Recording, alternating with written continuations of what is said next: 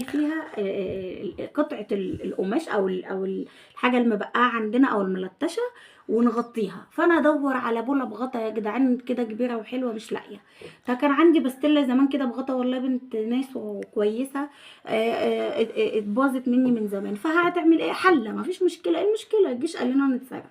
الاول انا هنا حطيت ايه بقى جوه الحله؟ بصوا، حطيت معلقه كبيره من الزهره البيضاء. اولا دي تجويده كده من عندي، هي ما قالتليش حطي زهره بيضاء بس انا بحب اضيف الزهره البيضاء. لو ما نفعتش مش هتضر، تحفه وحلوه جدا جدا. وطبعا انتوا خير العارفين، وكلكم ستات بيوت اشطر مني وعلى راسي، فاكيد عارفين الزهره البيضاء وعارفين قد ايه هي بتشيل البقع وبتنور الهدوم كده، وبنضيفها كده بالذات على الهدوم الفاتحه. فانا ايه ضفت بقى واحده كده، معلقه، بصوا معلقه كده زي دي. طيب قالت لي ايه كمان؟ طبعا اللي متابعني عارف ملح الليمون، عارف ان انا ما بستغناش عن ملح الليمون، وبدخله في اي وصفه من وصفات. بصوا، سجاد، فرش، انتري، ركنه، حمام، مطبخ، كل حاجه يا جماعه. والله عايزه الدنيا تبرق وتلمع ويا صباح اللمعان والبفته المنوره عليكي وملح الليمون.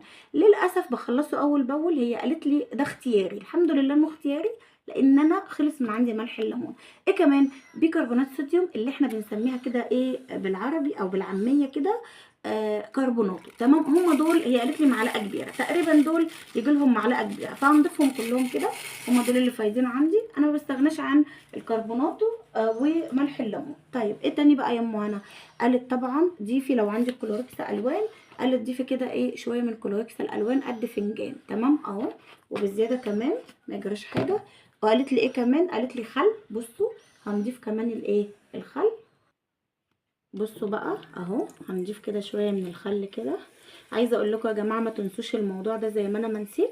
اي الجينزات بالذات، اي كده حاجه جديده عندك مهما كانت فاتحه، اوعي تغسليها مع اي هدوم قبل. بصوا بصوا بصوا بصوا الفوران. عايزه اقول لكم الخل مع البيكربونات. بصوا اي حاجه يا جماعه لازم تضيفوا، لازم تحطوها في شويه خل. انتوا عارفين بقى حمزة لازم يسمعكوا صوته كده في كل فيديو، اكيد وحشكوا يعني، فبيمس عليكم.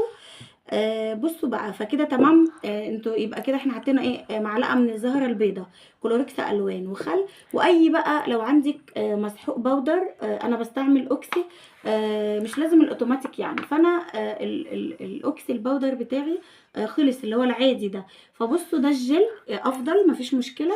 وعلى فكره برضو معلومه على السريع كده، لما تجيبي اوكسي على ضمانه اختك كده هتجيبي نسيم الشرق. عايزه اقول لكم اكنك حتى كده يعني ايه،